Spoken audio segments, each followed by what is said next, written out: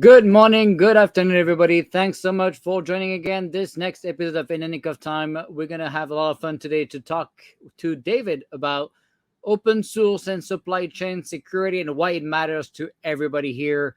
That's going to be very interesting also to dig into the work being done at the White House with the OpenSSF. So stay tuned. We're going to get started now. But before that, wanted to remind everybody, please, to subscribe to the show so we can make sure you get the notifications about the next episode. So if you go to inanicoftime.tv, you're going to be able to do that and just give your email, and you're going to get one email a week to be able to know who the next guest is going to be. And you're going to see that next week we have another amazing guest joining us, the August 9th at 1 p.m. Eastern, with Armin from HashiCorp, the co-founder and CTO. So it's going to be a lot of fun.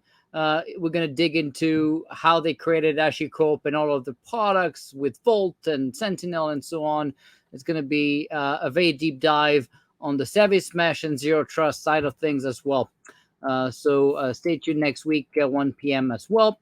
Also wanted to remind everybody we're going to be launching in August, about mid-August, to be more precise, the new learning platform, Learn with Nick.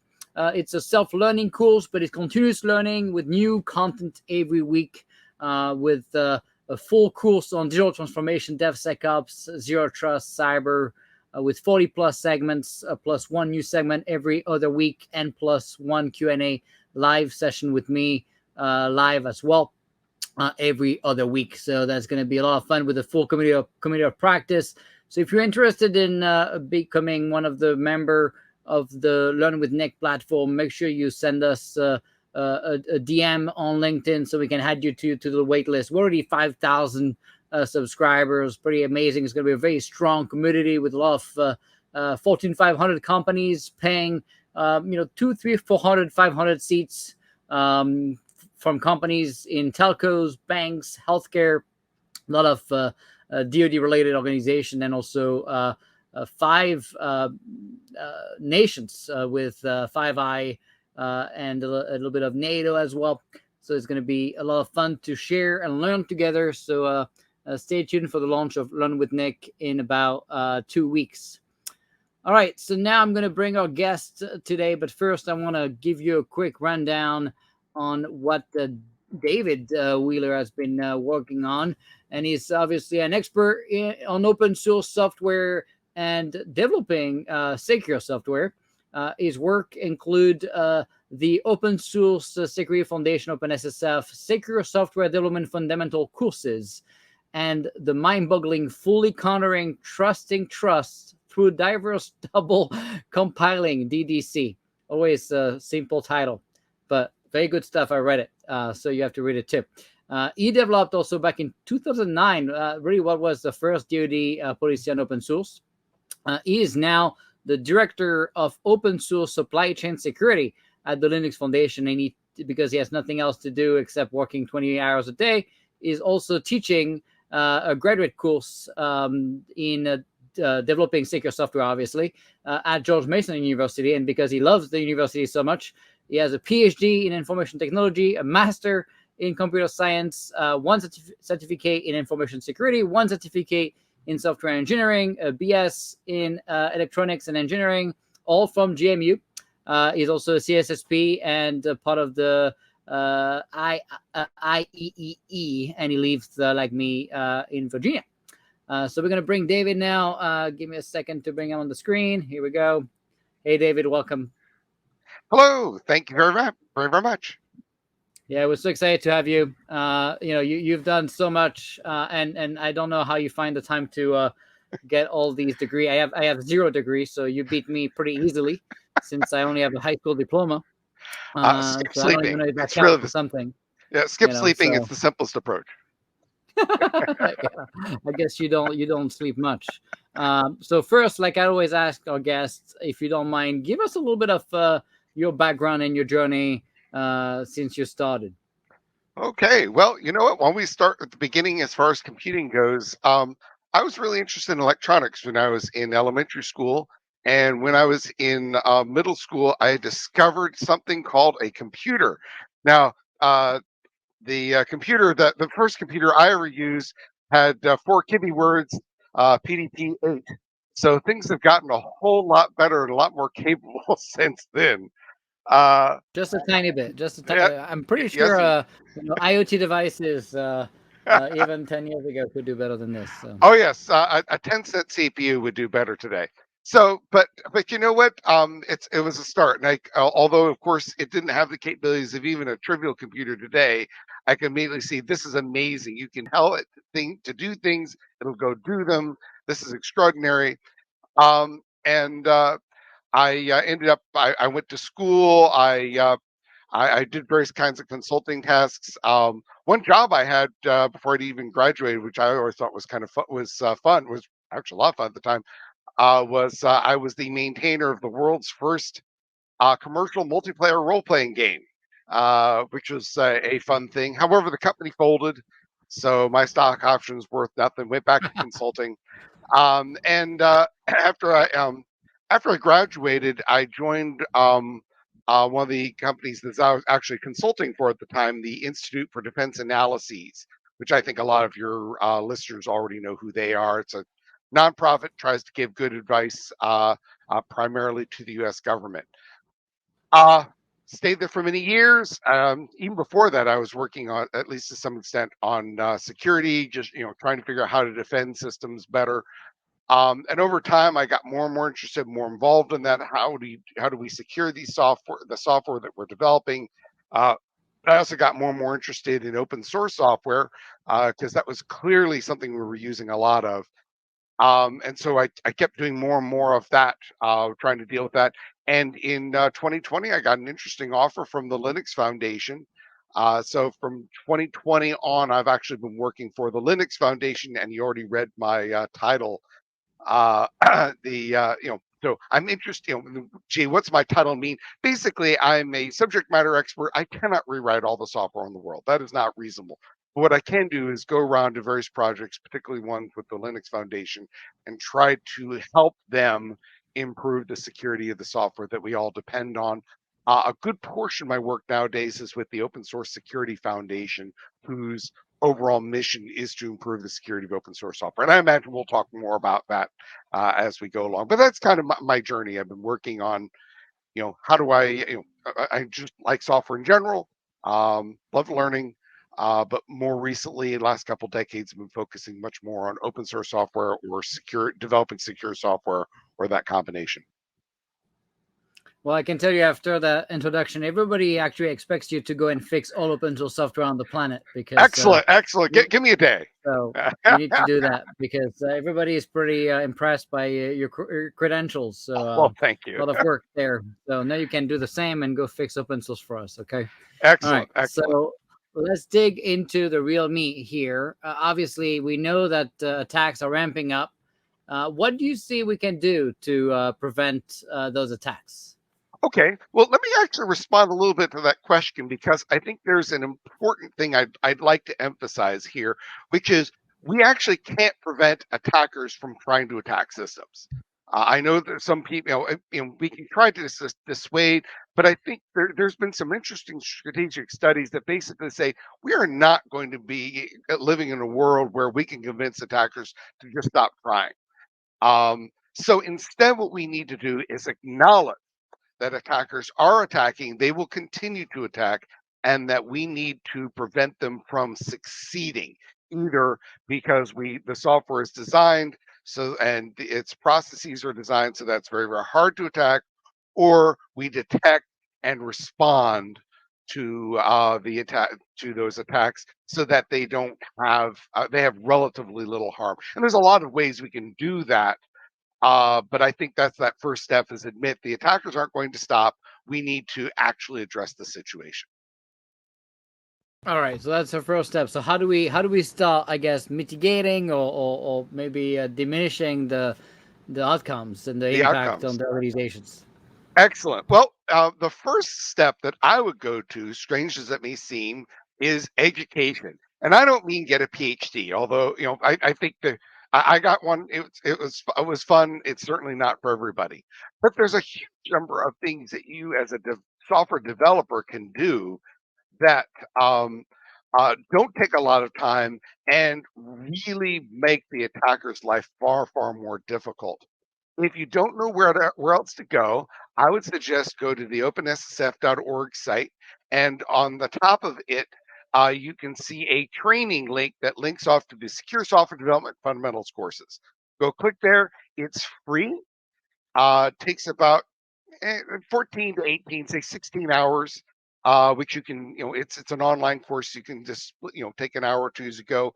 I think it's interesting. I think other people found it interesting, and it will prepare software developers for a whole lot of those things where there's lots of little simple things you can do that make it much, much harder to attack software. The first step is to know what to do. Now, after you know what to do and start applying those things, are there other things you can do? Absolutely. If you're developing open source software, and I imagine we're going to talk more about open source software, there's something called the best practices badge. Try to earn a badge. It'll help you get there. Use lots of tools. The reality is tools are imperfect. They won't find everything. They will find things that turn out not really be vulnerabilities, but trying to do everything manually doesn't make any sense. So you should have a continuous integration pipeline, and you should get tools into the pipeline to look for vulnerabilities. No, they won't find everything. No, some of the findings will be wrong, and you have to tell the tool, now ignore that. But they're still incredibly useful, really necessary long scale. And there's different kinds. We can talk about that. And because most software is actually other people's software that's reused, you need to have you need to monitor for known dependencies, known vulnerabilities, and what you depend on. Turn on various tools to look for vulnerabilities and what you depend on, and get those automatically and rapidly updated. Which means you need to be prepared to rapidly update when there's a vulnerability in something you depend on. Use package managers, use automated tests. I mentioned dependencies because, as I said, most software is actually other people's software. Even if you only limit it to open source software. Synopsys and Sonatype did some studies. They found anywhere from 70 to 90% of software is actually just the open source software. Okay, not even including the proprietary use components. So before you bring them in, evaluate them. Are you sure that's the right one you need? One of the most common attacks is something called typo squatting. Somebody creates almost the right project name. So double check that name, that software that you're bringing in. Is that the one you meant to bring in? Does it seem to be trying to be secure? And then make it easy for your users to update. And overall, I would just say continuously improve. You're just basically just like anything else in your software. You want to try to make it better. You also want to make its security better. So, I mean, there are other things you can do, but hopefully that gives you kind of a broad list of the kinds of things. And none of these are there's no miracles here. It's straightforward. Learn and apply what we've learned. No doubt, no miracles, but it takes a lot of work. Like you said, you mentioned learning, but you also mentioned tools. You mentioned kind of the importance of timeliness of updating software, and kind of the lack of complacency of some teams to make sure that we're not compounding tech debt. So when you think of the timeliness aspect of things, how quickly are we really talking about that you need to worry about updating critical findings? I see some people that take way too long, in my opinion, but are we talking, hours, minutes, days? What are we talking about? I don't think there's a single number because it depends on a variety of factors. Anywhere from the attackers basically are also have a cost benefit analysis they have to do. They want to get the maximum benefit from an attacker's point of view from the least cost for them. You can, by thinking ahead and making it harder to attack, and reducing the result, the impacts when if an attack does succeed, you can make it at least less likely that you're in the crosshairs. But you asked your question, I think, in exactly the right way, which is, how quickly do you need to? And the answer better not be It's the time the CIO says or the CISO says. The CISO does not decide when you get attacked. The attacker decides when you get attacked. And so you need to work within the OODA loop of the attacker, not the Many are automated now, right? So sometimes you don't, the attacker can completely automate at least the discovery phase. So That's right. That's right. So generally, you asked me a question, so let me give you an overly simplistic, but I think at least the kind of time frame. We're talking about hours and days, not weeks, certainly not months, certainly not years. If you're waiting for your ship to get back to port before you update, you've already been taken over. right. Okay, that's how to ensure that your systems are taken over. Unless, of course, there's no connectivity, including no Right. and that sort of Which thing. And never even that, really exists. There's always something somewhere. They keep saying air gap, but then you find out there's sneaky ways of connecting to things. right. And Stuxnet showed that air gaps aren't really as strong as people wanted to think they were. Right. The reality is that yes, you do need to update. No, you can't wait forever. If you're waiting for a year plus to update, you've already kind of screwed up. So What's your take on some companies that say, "Hey, this is not in my code path, and I'm not going to update the dependency." And I've seen companies having 1,400 CVs not updated for 7, 8 years, just because they claim, and we have no way of knowing for a fact, but that those dependencies that were often open source dependencies were not in the code path and not exploitable, allegedly. right. Technically, I mean, if that's actually true, if it truly isn't in the code path, they're right. And in fact, I think we do have to be careful of, hey, let's constantly update within 2 minutes whenever there's a Right. vulnerable. That's not reasonable. Okay. But what about Um, 8 years? I mean, do you still, if it's not in the code path, do you still never update it? I mean, that sounds like no, no, I think that's a terrible idea, though for security, though for two slightly different reasons. First of all, I'm glad the way you asked that question because hey, they think it's not in their code path. The reality is it might that be. it may very well be right. Static analysis tools, for example, typically can't notice on dynamically generated linkages and connections. And a lot of software, I mean, it depends on your infrastructure, but for example, Java's notorious for a lot Right. of runtime and runtime analysis, and then you make the call. And so a lot of tools won't notice things that are being called, but you don't think they're being called. Yeah, Dynamic or CV gets you a foothold in the container, and then you can use that one to move to that one, and so it's very if when you have That's right. 1,400 CVEs, it's almost impossible to know, right, which one is going to do what and whether there's a compounded set of effects you're going to That's right. have in your system. So That's right. That's right. So first of all, you really can't be that confident in your analysis. I mean, it's not bad to use that as a prioritization scheme, but right, that's just a right, prioritization scheme. The other problem is even if it's not exploitable today, if you're using version 1.0 and the current version is 12.6, if a vulnerability is found in 12.6, you almost certainly can't update to 12.7. Okay. right. So leaving really, really old, vulnerable versions of code, especially in the runtime, so when it's actually being deployed, is basically setting yourself up for being unable to respond. And really, it's about responsiveness. It's about resilience. It's about responsiveness. Now, how do you deal with this? Now, the solution, frankly, is planning ahead. There's no miracle, but it's actually pretty remarkable. If you use package managers, so you're not trying to manually copy packet code in. If you're doing manual copying in, you're already doing it wrong. Okay, that's not when there's only a one file of code in your system that you need to deal with that way, that's fine. But as soon as you start dealing with hundreds and thousands, that's ridiculous. You need to automate. Second, you need to have an automated test suite. How good does it have to be?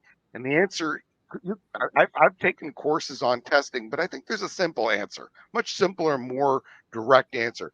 If I can test it and be confident and it passes and I can be confident to ship, then my test suite's good enough.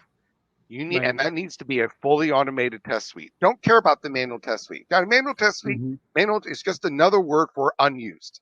Okay, nobody can repeat manual testing at the scale that we need to in modern software. So automated tests, automated management of the packages of those dependencies, and now I'm getting reports.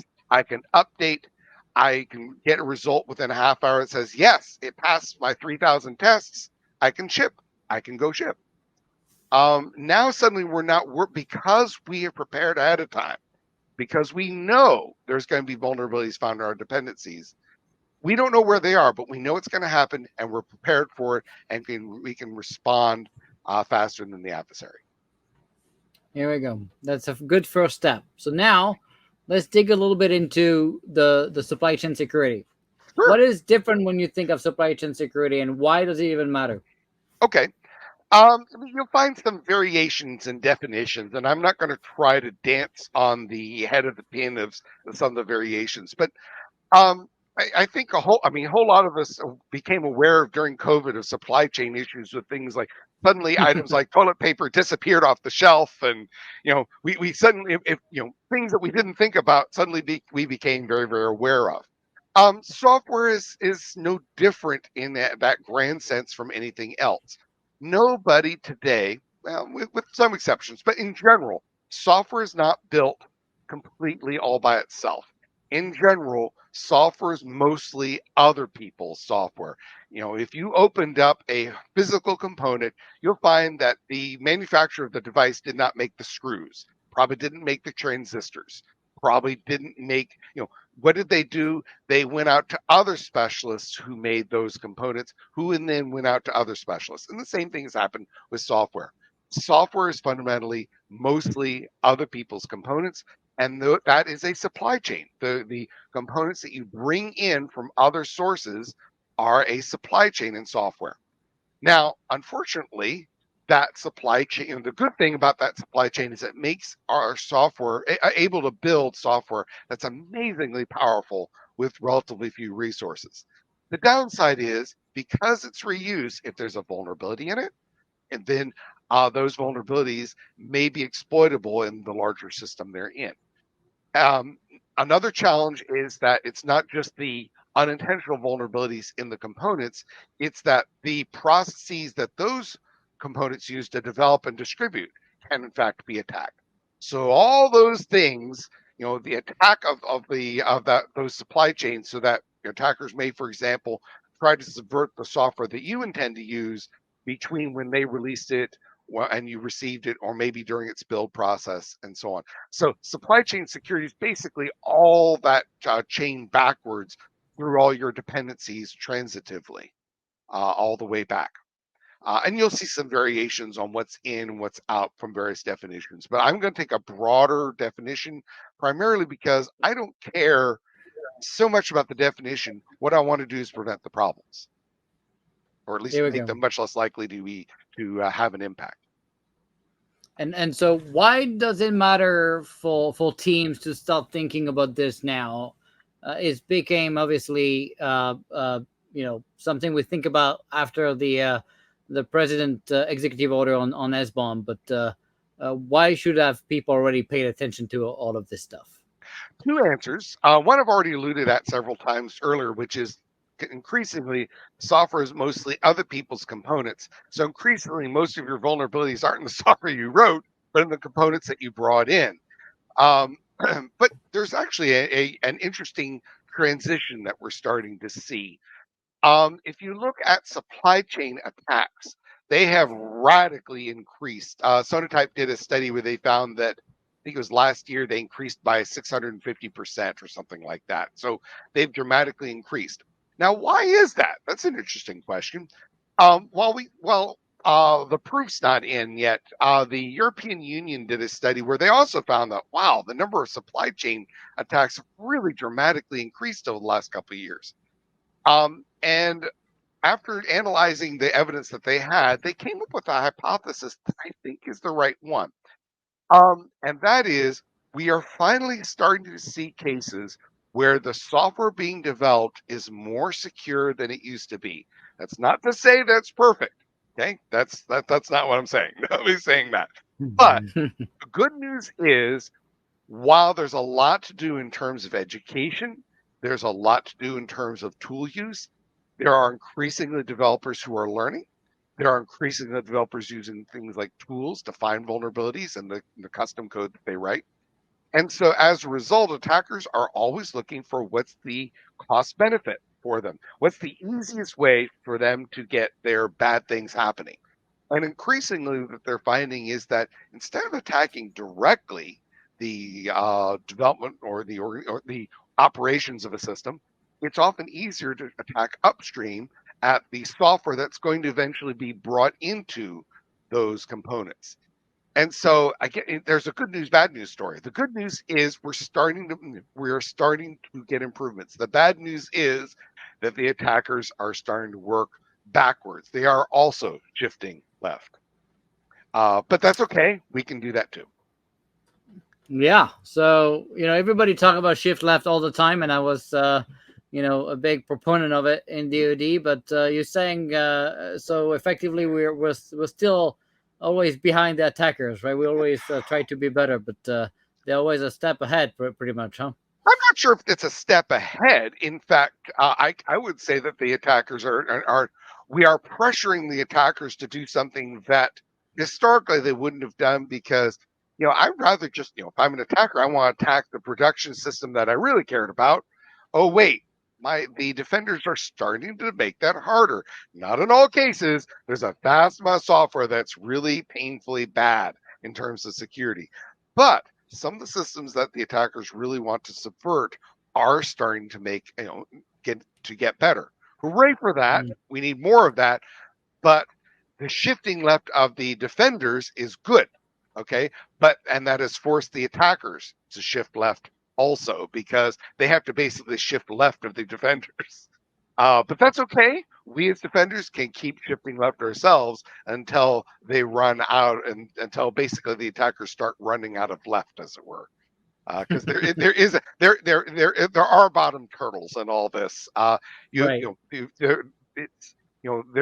isn't just a hey, the game continues forever. I mean, in one sense, of course, it does. Attackers will continue to always look for ways to break in, but the more we can make it more difficult, less likely, less impact when they do succeed, the harder we make their jobs. And eventually some will drop out of the game, but we've got a ways to go before we get to that point. So you mentioned the fact that, attackers are targeting now, the DevSecOps pipelines and the source code repos and trying to get into the left side of the pie, I guess. And so you've seen it with SolarWinds and many other attacks recently, right? Yes, indeed. SolarWinds was a wake-up call for a lot of folks. Yeah, no doubt. And what I guess, and the fact that it took forever to find out also is pretty scary, right? Right. Should we explain what that is? Or does everyone know what that is?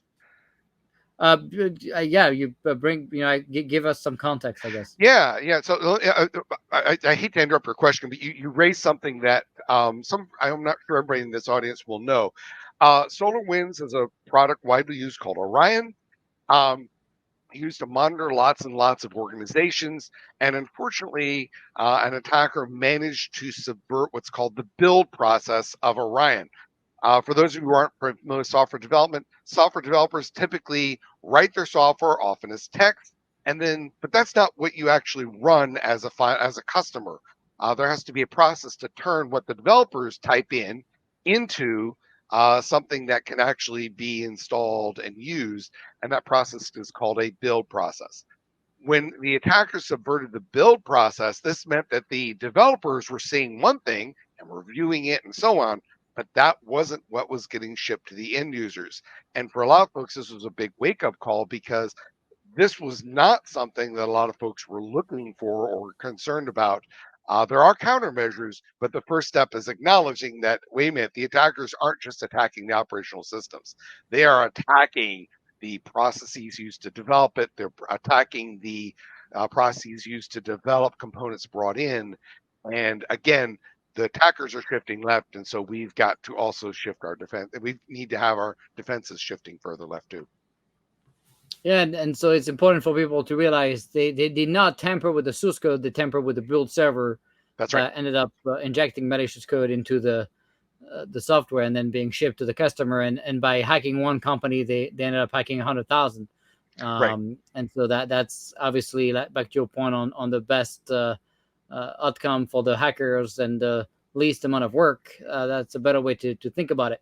So when you think of these attacks, what keeps you up at night specifically when it comes to that shift left and what we need to start thinking about? Oh boy. I mean, there's a long list of things to be concerned about. But I think the good news is that we're starting on that journey. I mean, the reality is that everyone who develops every single one of these components, we need to basically up our game in terms of making sure everybody knows how to develop secure software, starts putting tools in. Right now, very much looking for the unintentional vulnerabilities is a key part of that. I've been encouraging the use of multi-factor authentications.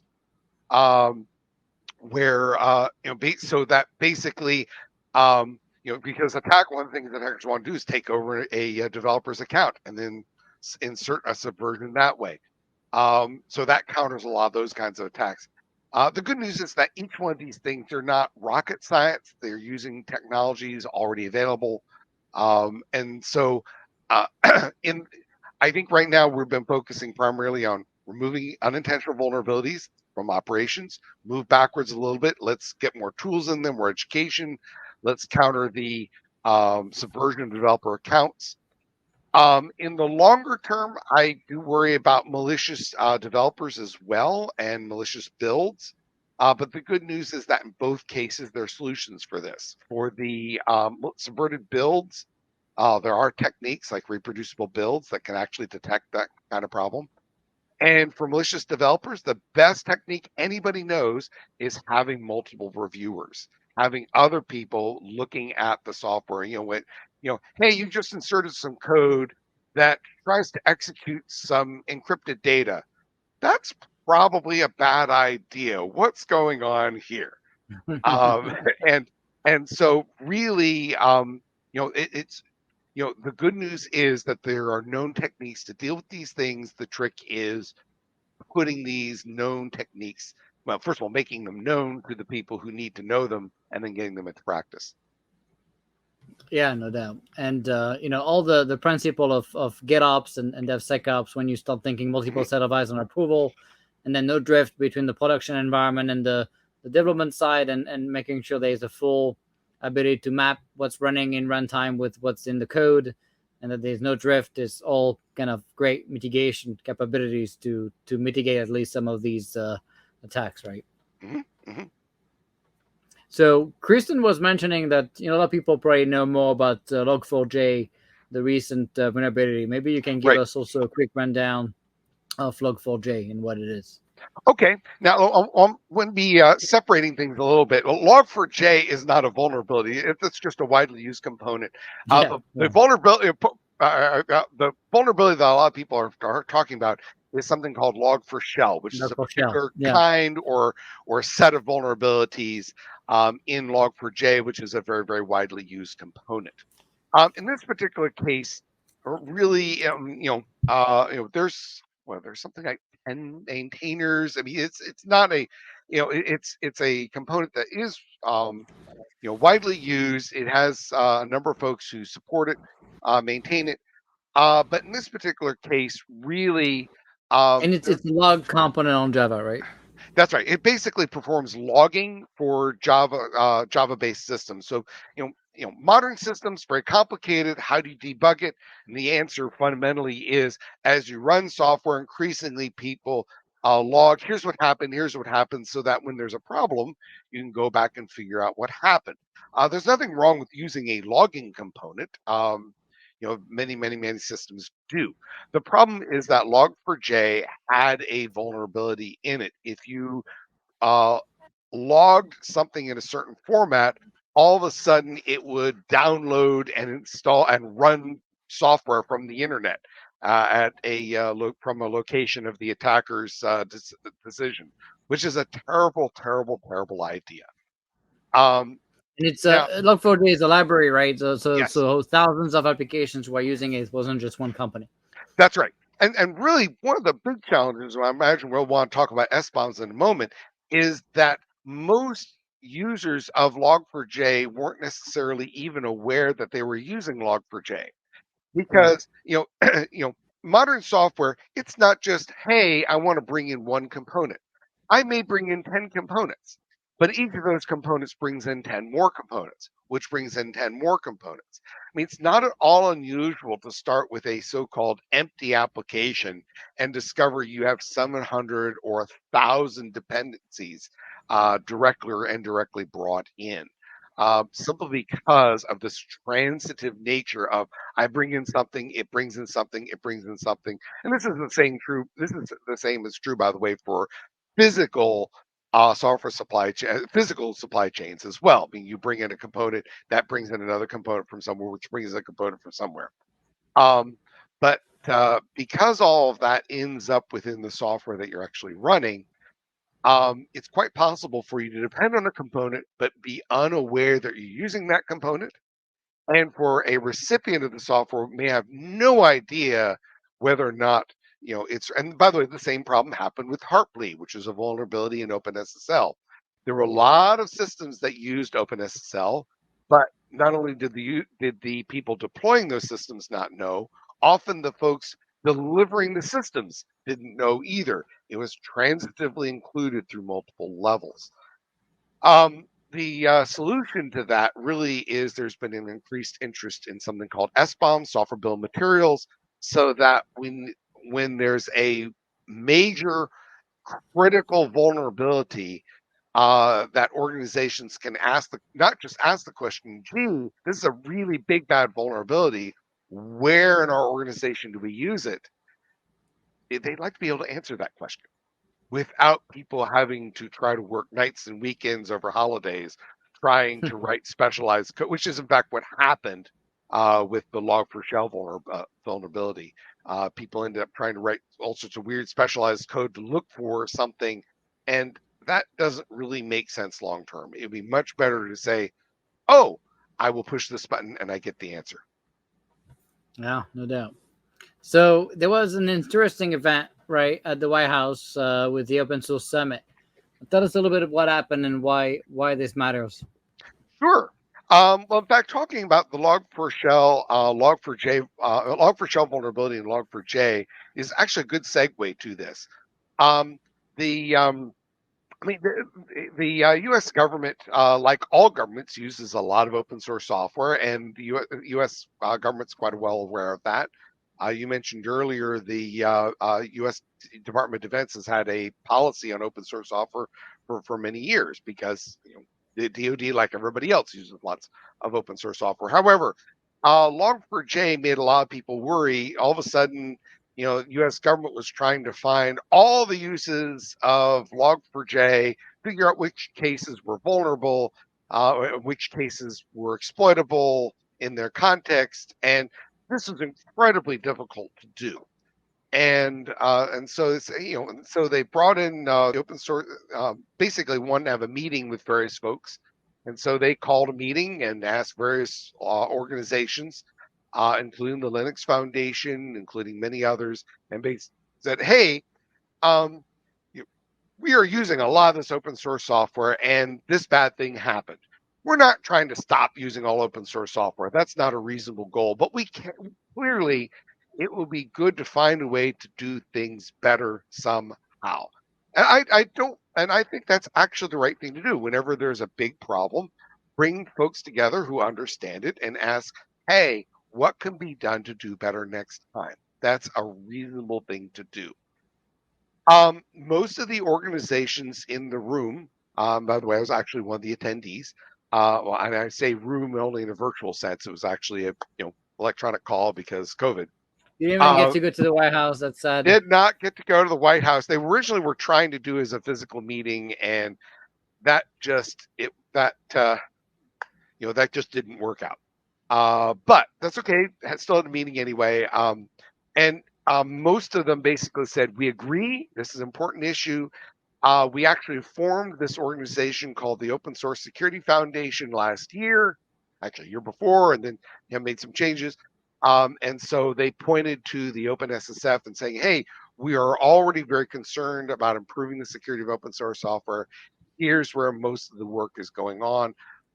Please get involved. Give us information on what the needs are, and and so basically, there were several outcomes of that, but one was basically a number of folks, including me, went off to say, okay, what can we learn from this experience? And I don't remember the exact date, but not that long ago came out with something called the Open Source Mobilization Plan, which tried to say, okay, we're already doing a lot. What additional things can we do to improve the security of open source software even further? And we're basically talking with other folks, is this the right set of things to do?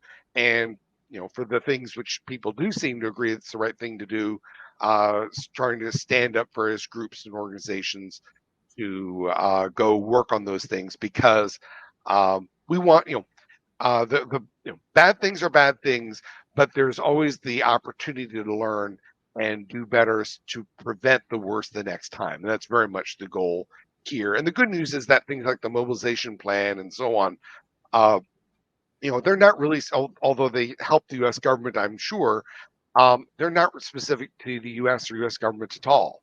Everybody around the world uses open source software. Everybody depends on the security of software, including open source software. So it's in everybody's interests, except for the attackers, to to make Although they things also better. use open source, I guess. So, I'm sorry. but although they also use open source software too, but Absolutely, they indeed they do. Well, we can talk more about that, but yeah, the good news is we've identified some things that we're working on. For example, things like increasing education. That's still a big problem and something I'll keep banging the drum on, because still today most software developers don't really learn very much about how to develop secure software. It's not an expectation in courses at universities and colleges. It's not something most boot camps cover. If you're self-taught, you're unlikely to see that in material either. And so, it's a problem, and it's something that we're actively working to make better. And Mike was saying, if open source usage is so ubiquitous, it affects both the public and the private sector. Why wouldn't the federal government spend more money to fund it? An excellent question, and in fact, the federal government is itself asking that question. There are actually bills and proposed bills in discussion to fund it more. It's a lot of the same. A lot of people have noted, and I think rightly, that software, particularly open source software, is a kind of infrastructure.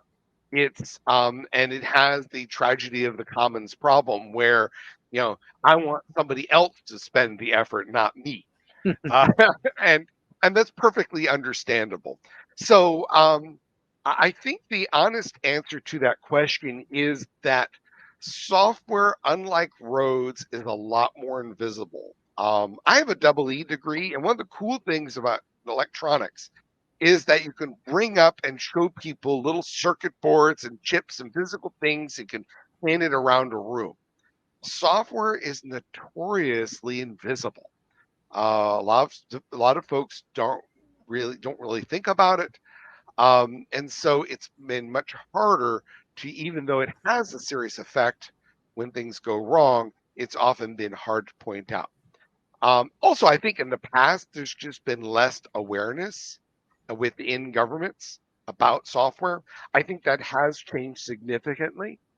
Um, I remember, and I hope I'll omit the name, and they'll figure it out. But I was pleasantly surprised when we went to the White House, talked to various folks, and of course, obviously, lots of people with many different backgrounds and knowledge. But I sat down with one of the folks that's supporting the effort to improve, looking at improving the security of open source software and what can the U.S. government do, and it turned out, oh wait, this individual used to be the lead of the Chrome security team. I don't have to explain to you what a build process is, okay? Over time, many years ago, the knowledge about software within government was relatively small.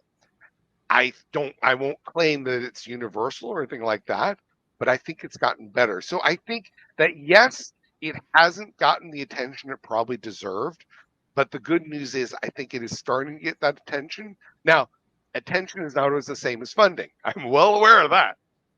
But nevertheless, I think that there's interest in it, and I have hopes that that interest can turn into useful action. I think there's reasons to be hopeful.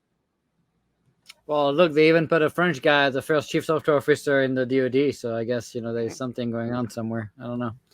So, all right, let's look into our dear friend SBOM. Tell Okay. us a little bit about what it is exactly and the value it brings to the table. Okay. Actually, if you don't mind, I see a question from one of the people. If you don't mind if I want to quickly answer that Sure, before which I one is forget it? that. Yeah, the question was, hey, you can't teach something that's constantly changing. It's true that you can't teach something if it constantly changes, but this doesn't constantly change. Um, Right. the number one kinds of vulnerabilities, if you look at if you look at, for example, what are the number one kinds of vulnerabilities from Microsoft for the last 12 years, or Chrome, is basically memory safety issues, buffer overflows, overreads, overwrites, and use after freeze and such. Occasionally a double free. Um, Buffer overflows were talked about and discussed as a security issue in the 1970s. Okay, Right. they're not changing. One of the most common kinds of vulnerabilities in web applications is SQL injection. It was Yep. that way last year. It was that way 10 years ago. While Yep. it's true that some things change, the reality is that the stuff that are key problems in security, how do you design software? How do you design software for security has been known since the 1970s, not by developers, but the principles have been known since the 1970s. We just don't teach developers what they are, so they remain a mystery to them. We don't tell the Is developers it what a training? Is it a training issue? I mean, what is it's it? a training and education issue, number one. It's also a lack of tooling, lack of review for those things. But the tools aren't very helpful unless you know what you're looking for. The reviews are useless unless the reviews know what you're looking for. Mm-hmm. So I start with training simply because that's step one. That's not the last step, but it's the first step. And so no, the fundamental issues for security have been the same for at least 50 years, mostly. Sure, some small changes have occurred over the years, but that's fine. We need to learn, we need to improve. But most of the stuff is the same old stuff, but we're not teaching our developers, we're not taking any steps to counter them, and so they continue to be the same old problems. Okay, now answer your question. What are SBOMs? Why do they matter? So SBOM just stands for Software Bill of Material. The usual analogy is it's an ingredient list. You pick up a box of cereal, you look on the side, you can find out what's in it. If you're allergic to one of those things, or maybe you have a religious belief where I will not accept certain things, you can say, oh wait, no, I don't want to eat that because X, Y, or Z. Okay. SBOMs let you do the same sort of thing. They let me ask the question, what's in there? And then I can ask the question, is that something I want to ingest? Oh, it's got a log4j version XYZ. That's the vulnerable version. Why do you have the vulnerable version in there? That may be a vulnerability that's exploitable, and even if not, that suggests to me a lack of duty of care. You're not looking what's in there and making sure things are up to date. I'm now reasonably concerned, and it's not just, hey, I have a vague concern. I have specific evidence that I either should or shouldn't be concerned about something. So that's what an SBOM does. Now, why does it matter?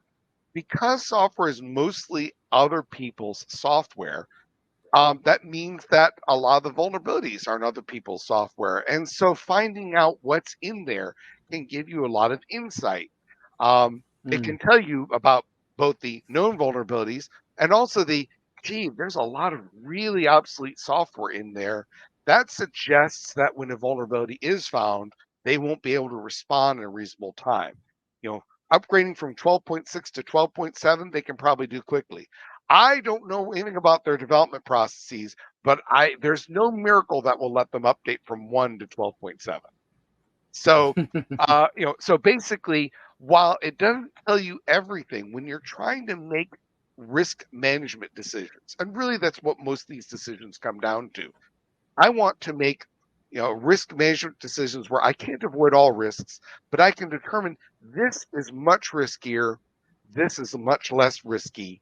The odds of a problem are lower, the odds of an impact, the impact if it happens is lower, and therefore I'm going to go in this direction. And so SBOMs provide information that we haven't had before about the software that has become important now because software is so much other people's software. And so when you think of SBOMs, right, providing the kind of the list of dependencies and what's being used and the vulnerabilities of these, and so giving you kind of a risk posture of the software and the dependencies inside of that software. When you look also at the other side of the risk, which is who is behind the packages and who is behind some of that open source community. Particularly for us, I guess in DoD, we think about foreign actors being the only contributor to an open source project. I've yet to see a lot of work being done on SBOM when it comes to provenance and who are the contributors, the diversity of contributors. Are we relying on one dude in his garage? Right. Is there work on SBOM stuff to start thinking of that kind of stuff? I think that I guess I can answer that yes and no. So I think we have to be careful that SBOMs are not the solution for all things. Okay, right. If There's they not a are full a risk posture, you mean? they do not solve all. What they do is they provide you information so you can take the next step.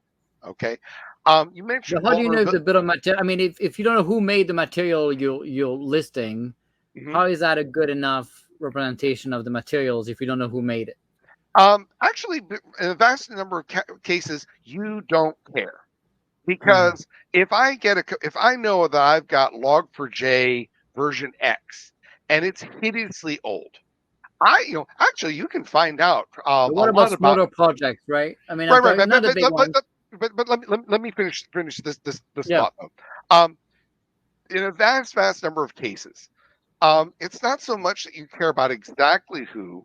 The problem is that there are known vulnerabilities in old versions, or it's just really old, and so it's unlikely to be updated.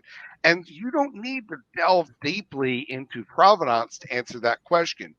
Um, right.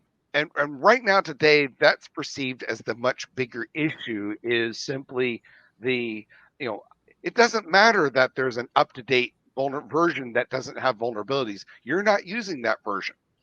Right. So since that right now is the primary problem that people are seeing, let's focus on the primary problem. And SBOMs generally only tell you here are the components, here are the version numbers, and then you can do when you receive that, now you can do an analysis. You can analyze things like, well, what are the known vulnerabilities of that? If you want to go further and ask about the project, you can do so.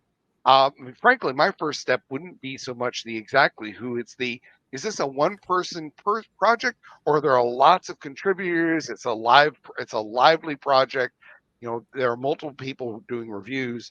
And that sort of thing you can very, very quickly figure out without trying to delve into nationalities and so on and so forth. No, yeah, that's what I mean. Like voting of people and Right. contribution. And you can absolutely do that. There are tools that will say, hey, But it's given not in this, the SBOM process, right? it's the SBOM itself is simply an ingredient list. And just like a Right. cereal, you would not expect a cereal box side to say, oh, here's the name of the chemical.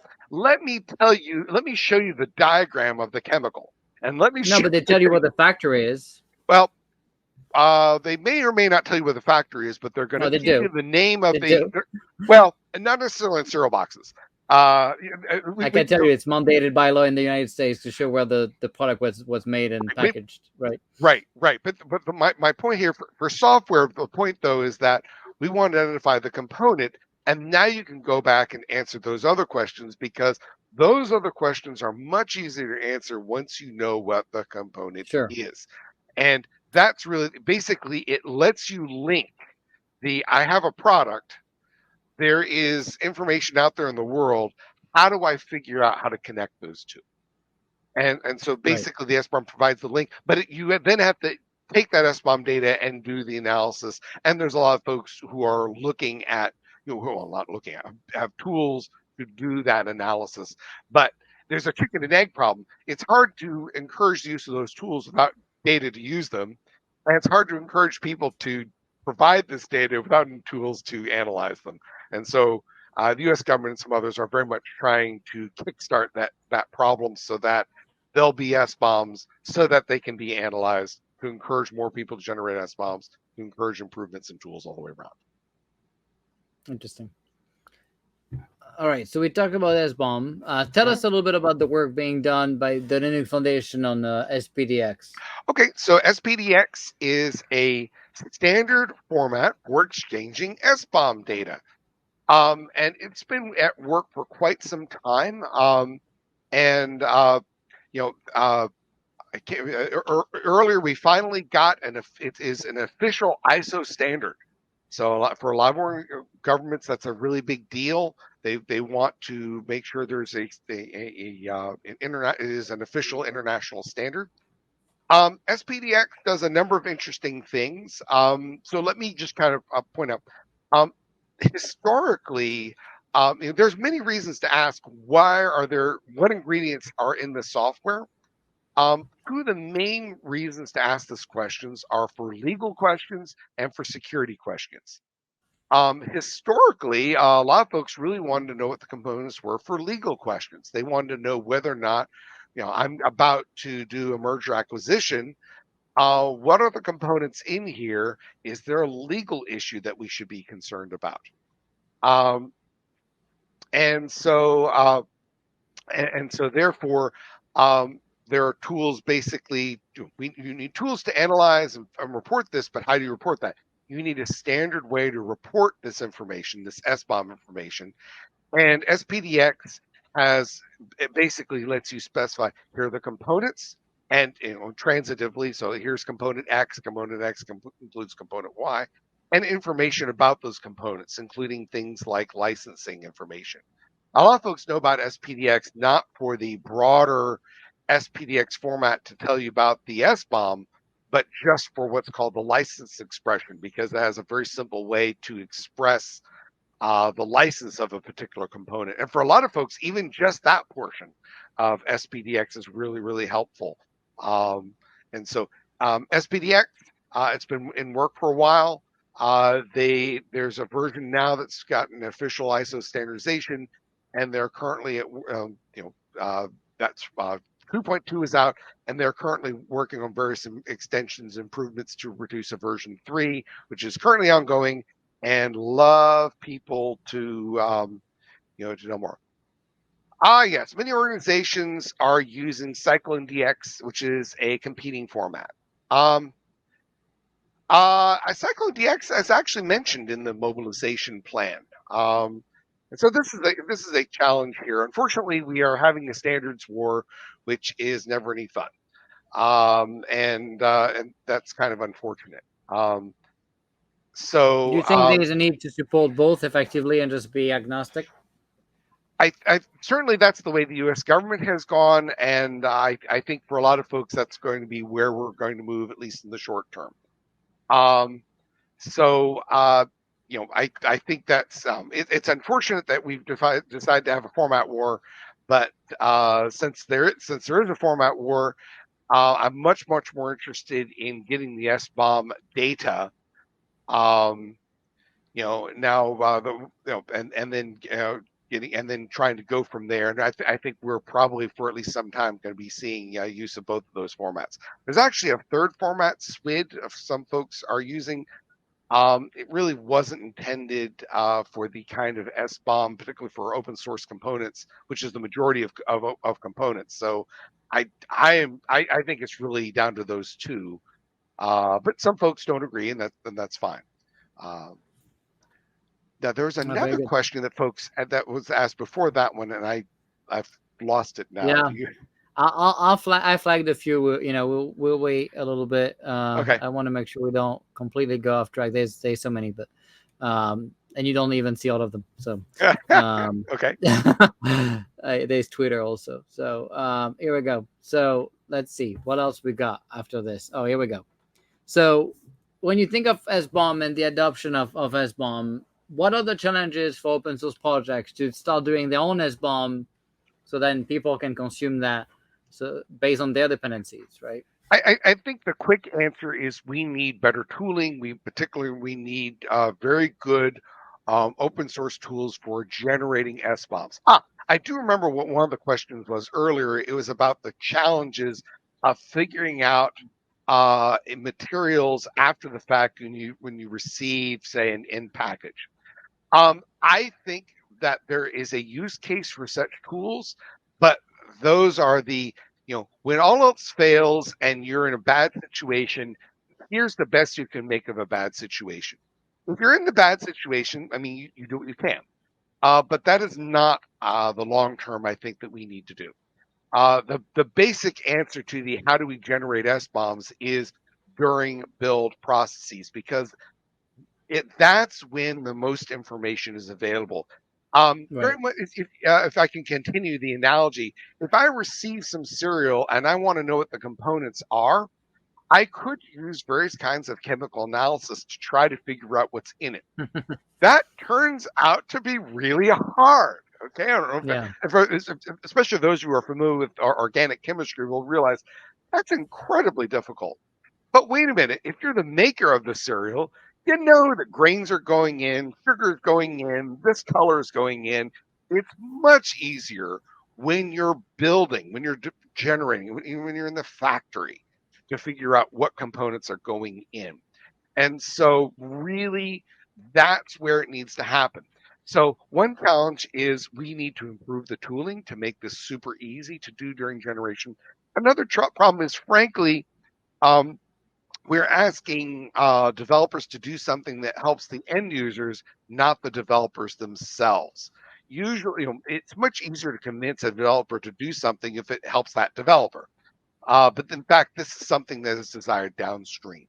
Um, I don't think that's a disaster because most developers really do want to help other people using the software that they've developed.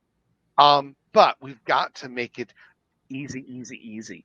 And I think I'll go for, I'm going to step a little further, but I don't think it's a terribly strong step.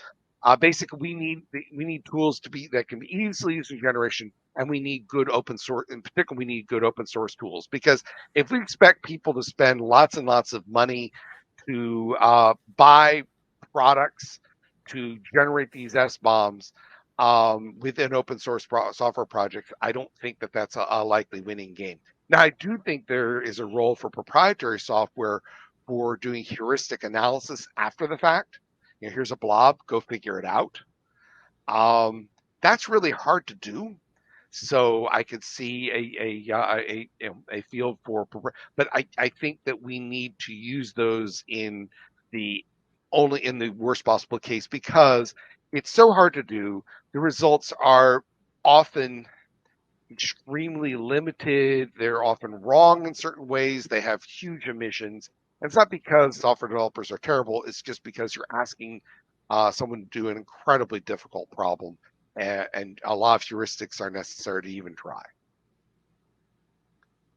So free is probably important, right, for Yep. open source specifically, and then when you compare that to the commercial products, right, that also Okay, use let me stop themselves you right open there, source. because you work for the DoD. If you look at the DoD open source software policy, Yeah. you'll note that COTS and commercial software includes open source software. If it is licensed to the public, and it has a non-government use, it is automatically commercial software. So pretty much all open source software is always commercial software, and if it exists already, it's already COTS. But I know what you mean. What you mean is Yeah. proprietary software. And are there challenges for proprietary software? Are there challenges for open source software? I think the answer is yes. In both cases, basically it's the tooling. We need to make the tools easier to use. Really for all cases. The proprietary folks have the same problem. There's a cost benefit Well, issue for they have them a too. little bit more money, but yeah. They have more money, but they also have the challenge that they, like all software developers, they're trying to get something done. Okay, Right. and Yeah. there's limited resources, and so on. And not all proprietary folks have a lot of money, and not all open source software has no money. So it's a much more complicated than that. Right. Now, as far as that's one challenge. I think there is an additional challenge that the proprietary software developers work with. And that is a lot, not all, but many proprietary software vendors do not want to reveal the software that they use within their components. Um, I can be a little sympathetic, I guess, but the reality is, if you thought that was your secret sauce, you're going to be disappointed when you find out all the people who can analyze the software and figure it out anyway. Um, Right. I That think doesn't that's fly anymore, does it? I don't think that flies very well. I think that's I mean if it's a I had a service lot of only. that with a container on Iron Bank in DoD. A lot of people saying my secret sauce. You're gonna show my secret sauce. Yeah, I think it'll be there are things called secret sauce, but if the secret sauce is publicly available software that anybody can get, uh, let me tell you something. It's not very secret. Okay? Right. So Yeah. I think that's I think that's a social challenge. It's not a technical challenge. It's a misunderstanding of thinking something is their secret sauce when it frankly isn't. It never was. But they're so used to thinking of everything as being special that they don't Yeah. realize you're actually, frankly, not so special. So I think Right. that's Right. one of the other challenges for them. Now, I think one of the other challenges, and this is really not just proprietary, is the first time you generate an SBOM, you will probably discover things you don't like. And then you'll say, gee, I'm going to tell my customer all these horrible things. Say, well, to start with, yes, but maybe that additional insight will give you reasons to fix those problems. Because wait a minute, I can see that some of my components are many, many years out of date. Well, time to fix that, and that's okay. That first step to fixing a problem is knowing you have one. Here we go. Interesting. All right. So we talk about COTS. We got and open source, I guess. But I get what you mean. Uh, so when you think of the SBOM, right? How deep would you have to think about SBOM when it comes to dependencies? Is it endless? And like you said, you end up with 1,000 dependencies as recursive and infinite to some Well, degree. thankfully, there is going to be no infinity because eventually there will be. I mean, Yeah, at some there's point you're not an gonna infinite get to the number, end of it. right? Yeah. Presumably your software isn't of infinite size. There's going to be a finite Right. number of components in there. Yeah. Now maybe Although they keep some. adding more stuff, and you could make it. Each project could add more shit, and it's just endless, right? But Oh, yeah. well, it is endless but finite. Yep. Endless in a social sense, but it really is Evolution way. finite. Yeah. Right. It Yeah. really is finite, and that's a good thing. How deep? Um, Really, I think the question becomes, what is the purpose? Okay. Hmm. And I think that from the point of view of a customer, okay, what they really want is enough information to be able to answer important questions. What customers need is enough information to answer two questions. And there's at least two. There's probably two other use cases, but there's two in particular from a customer's use case perspective. One is, I'm thinking about using this software, or I am using this software. What is my risk? Okay. You really need to know all the dependencies transitively. Now, maybe the deliverer only needs to give just enough so that the receiver can figure out the rest. They're asking a lot of every recipient. Why not just figure it out once and be done with it? Okay, so I think you ought to go recursive transitively all the way down.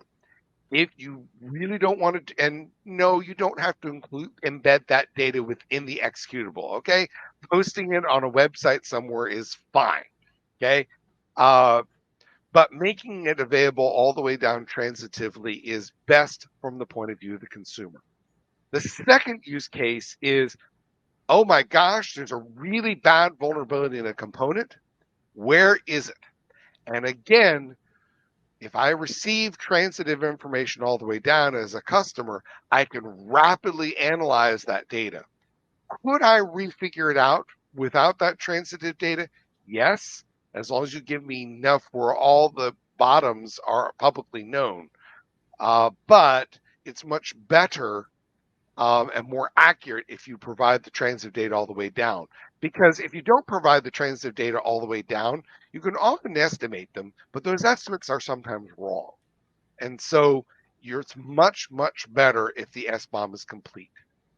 Understand the licensing attached to open source as well. Right. I'm focusing on the security. This is actually one of the distinctions. I mean, SPDX is very interested in both the licensing and the security aspects of it.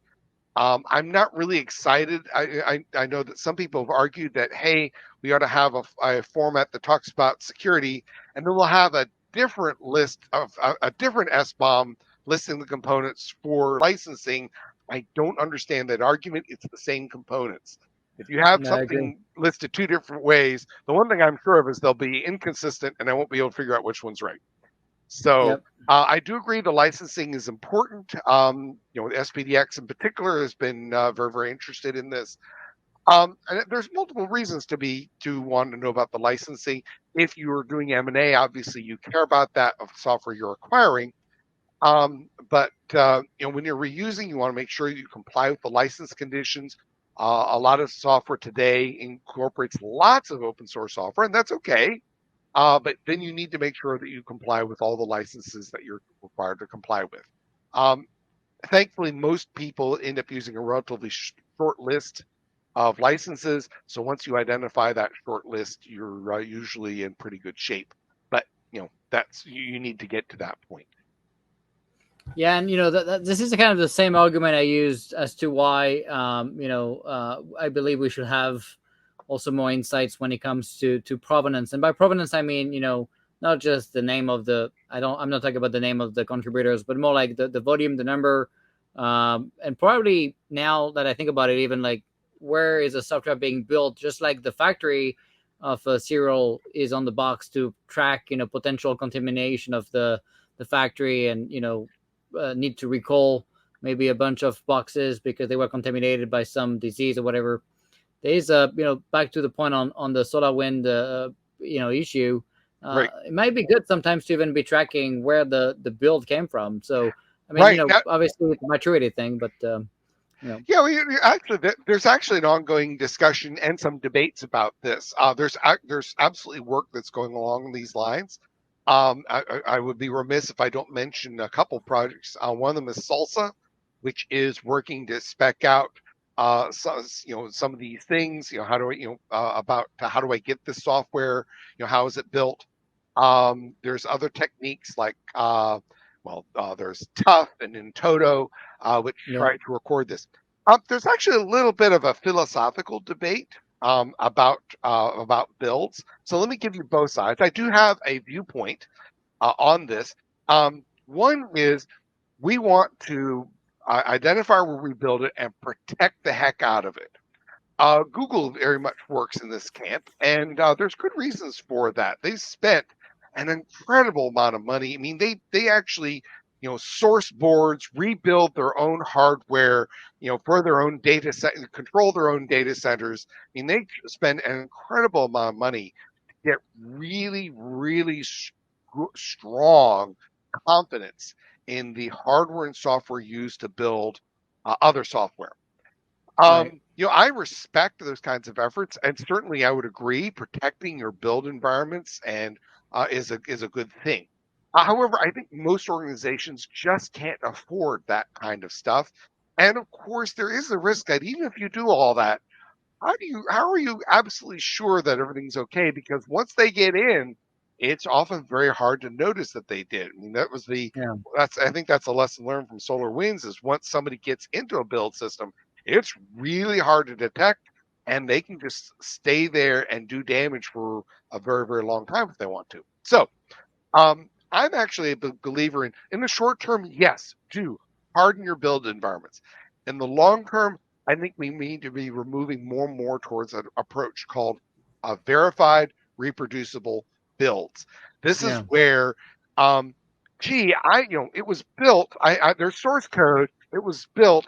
How do I know that the code I'm going to be running, the package I'm going to be running, really was generated from that source code? And the answer can be, well, we're going to rerun it multiple times with multiple different organizations and verify that everybody gets the same answer. Once you do that, that means that you aren't as dependent. I mean, yes, you still want secure build environments, but now we have mechanisms to detect even really sneaky attackers.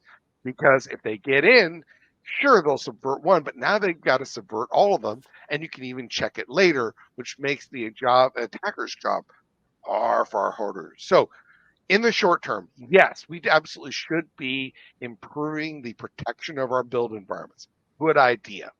Long term, I think we ought to move increasingly towards verified reproducible builds because this provides us a protection beyond what even very, very secured build systems can do because now the attacker has to subvert multiple systems in a way that's much, much harder to do, including future systems that aren't even being used yet because you can retest things later. Yeah, I'll take both. But so are you saying Google is kind of against the evidence piece of it? Of No, no, like, no. I think against is the wrong term. yeah, oh, I It's that agree. that's not fair at all. In fact, Google's been very supportive of many of these efforts. It's just that uh, today and that's not just Google. I use Google as an example, and they're not the only example. Or just because Sure. I've had some interactions with them, and they do some really cool stuff. I don't want people come away with, oh, these crazy Google people. That's not the message. Okay. Well, they Um, created most of the stuff we use anyway with Kubernetes and Right. stuff. There's some smart people there.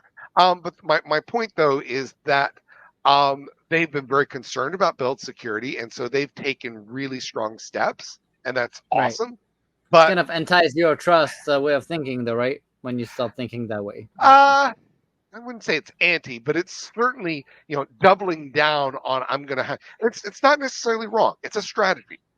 And if you Yeah. have the resources to implement that kind of strategy, maybe that makes sense for their organization. But what concerns me isn't so much that Google's doing it. Go for it. Okay, it's just that I don't think Yeah. many other Not everyone organizations, can. not everyone can reproduce that particular approach.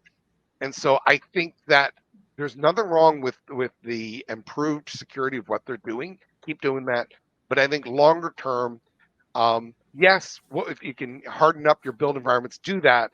But in the long term, I think we should move slowly towards verified reproducible builds. Now, the problem with verified reproducible builds is once you get them and start testing them, it's great. But historically, nobody ever tried to do that, and so it's typically effort on the Yeah. software developers to make that happen, to make things reproducible. So um, it's a this is a North Star that I think we should move towards eventually. It's going to take time. So work on the securing the build environments right now. You can do at least some of that right now today. And then let's slowly build towards that larger future. That's going to take time to get there. And you need to start there to get there, but you also need to not depend on it right away because we're not ready for that today. Yeah. Absolutely. So I have one more question before we get to the audience questions, and then we only have 10 minutes left. But so when you think about the provenance in the sense of the number of stalls or the last commits or the number of people reviewing code and all these kind of health, well, I call it health, but I don't know how you want to describe it, but like a Risk healthy, vibrant, measures of risk. yeah, the kind of a vibrant project versus like a one guy in the garage, right, kind of thing. Uh-huh, Are uh-huh. you tracking any kind of work being done by any kind of open source project that will give you some type of a rank or some type of an idea of the open source community behind a project? Absolutely. Okay, so let me point to a couple here because there are different approaches to dealing with this, and therefore, and right now, it's not at all obvious that any one of them is the right answer anyway. So we've got several. So first of all, I mentioned earlier the OpenSSF best practices badge work. If you are developing an open source project, please work to get a badge. We've got thousands of participating projects, and a number of people have received badges of varying levels. Another project is called the Scorecards Project. Now, the best practices badge, what it does is it has a series of questions. Some of them are automated, and we try to automate what we can, but we focus really on what are the important things, even if some of them are very, very hard to automatically check. The Scorecards Project takes the opposite view. Hey, let's just figure out what we can measure automatically and measure what we can. Okay. The good news of the Scorecards Project is that you can apply it to any open source project. Heck, you can apply it to just projects in general and get a score of what is it doing. Now, Scorecards is imperfect. If, for example, one of the things it wants to look for is there a static analysis tool in use? There may be one and it doesn't notice it. It may say, oh, I don't find one, even if there is one. But then that's just kind of the nature of these kinds of tools. The tools are never perfect, but they can give you at least that it didn't find it. Maybe there is one, but I'm going to have to investigate further. And it'll give me an idea of some risks. I mentioned Salsa, slsa.dev, a good place to go. They're working on a spec, more not for the final delivery. I probably should. Salsa excuse me. SALSA stands for Supply Chain Levels for Software Artifacts. It's basically, it's kind of a checklist about preventing tampering and integrity of packages. There's some other projects too that are working, but those are at least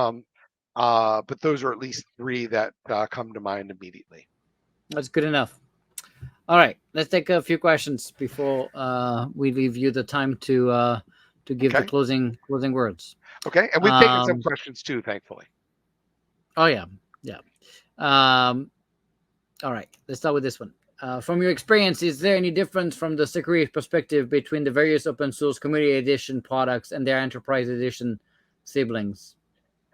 Oh, it's a good question, and unfortunately, I'm going to have to give you the standard lawyer answer, which is it depends. Yes, it's true though. Yes, it is absolutely true. The question is, what's the difference between them? There are community edition projects that are, in fact, the code-wise is the same, and what you're really asking about is a service difference. When you have a problem, what do you see? Okay, that's less and less, though, right? I mean, most companies now keeping some of the coolest features like allback and FIPS compliance and things in their paid version, right? Right. And now if it is, the question is, what are those differences and do they matter from a security perspective? Usually, funny enough, I usually find them to be mostly cyber things like allback and ICAM and FIPS compliance crypto bits and Right. And so the question here is, does that matter for your use case? So unfortunately, there isn't a simple answer. You really, whenever the question, my experience is whenever the question is X better than Y, the answer really is we don't know without going and evaluating X and Y. Right. And there's no royal road other than that. That said, usually there's a way to figure out what the difference is, and then at least that gives you a leg up to compare them. Yeah. Another lawyer answer for you. If the federal government just dumped Windows Desktop and switched to Linux, what percentage of hacks would disappear? Oh my goodness! No one has the number. I can't tell you. I don't even have the number of being in the government after being in the government. So and of course, which Windows are we talking? Windows XP, server, Windows 95? Are we going all the way to Windows 7? Maybe. I honestly I don't know. There's also plenty of CVs on Linux. Let's face it. Absolutely, absolutely, and the answer for all those things, frankly, you really need to harden things down when you're deploying anything, not just desktops, but certainly desktops. And someone made a good point also, like the user experience for people moving from Windows to Linux would probably not be an easy thing overnight for most of the government employees. But it depends on what they're doing, right? right. So I think increasingly folks are, if you're using mainly your web browser and maybe a mail client, you probably won't notice.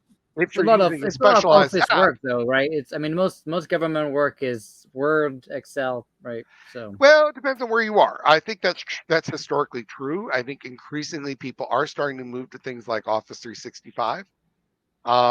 In which case you're using a web browser. You're not really yeah, you using can do the web version. the web version. So unfortunately, this is definitely going to be another. It depends. Uh, Clearly, though, I think there is a gradual move off of client side applications for for office work. I very rarely nowadays open up any Office suite locally. It's almost always a cloud-based system. So I think Yeah. that's what's happening in the commercial space, and as that happens in the federal government, a lot of things are going to slowly change.